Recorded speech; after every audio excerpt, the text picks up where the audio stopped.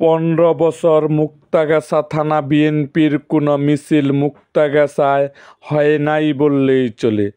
দীর্ঘ 15 বছর পর মুক্তাগাছা শহরে বিএনপির মিছিল হলো।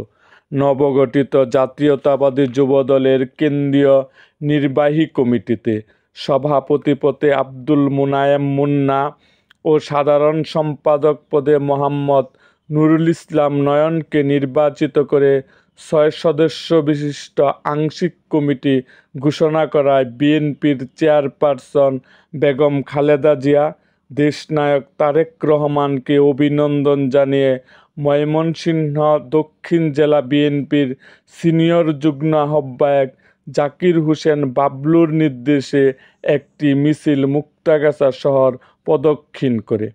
এক সংক্ষিপ্ত সমাবেশে ময়মনসিংহ দক্ষিণ জেলা যুবদলের সহসভাপতি কাজী রিপন বলেন, অভিনন্দন এবং শুভকামনা জাতীয়তাবাদী যুবদলের নবনির্বাচিত আংশিক কেন্দ্রীয় কমিটির নেতৃবৃন্দদের। আমরা চাই যে আপনারা যেমন রাজপথ থেকে কমিটি পেয়েছেন, তেমনি আমরা যারা রাজপথে ছিলাম তাদের যাচাই করে কমিটি দেন, যাতে যারা আন্দোলনে ছিল তারা কমিটিতে থাকতে পারে। নতুন কমিটির কাছে এই প্রত্যাশা।